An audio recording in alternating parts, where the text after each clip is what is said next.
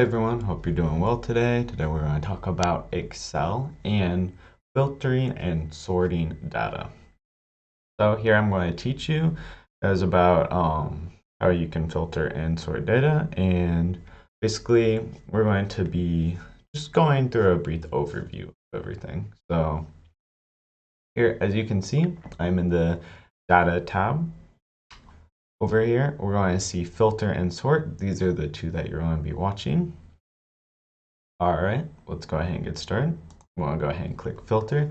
As you can see right here at the top, we have all of our columns showing a drop-down menu. So if I click that, you can see we have different types of selected customer last names. So here you see it says select all. Unclick that. Let's go ahead and click Albert. There you go. It's only going to show Albert. You can go ahead and select all, go back to it. So basically, this is just as far as like unchecking and checking boxes. You can select a few options. And if we come over to here, when we go to text filters, so we're in the customer last name, we're going to show text filters. Here we can click equal, does not equal, begins with, or we can even make a custom filter. First, we're going to do equals. Here we have our dialog box pop up. So let's see, anything that equals, let's just say Robles, because that is the customer last name.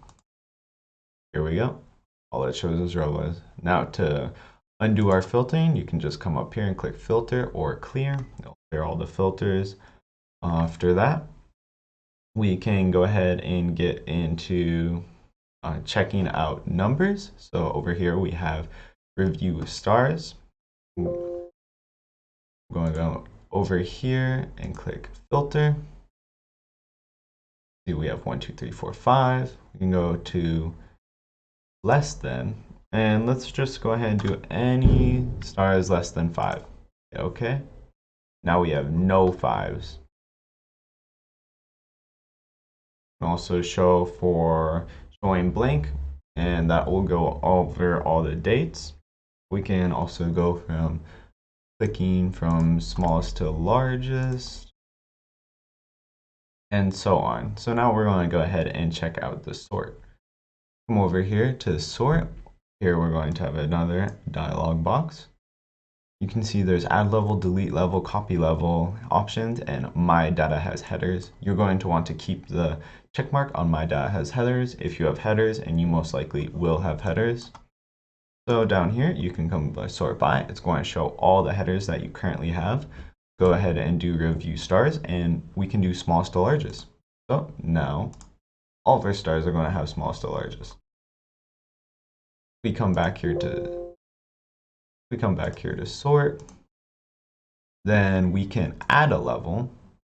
So as you can see over here in column, it says sort by and then by.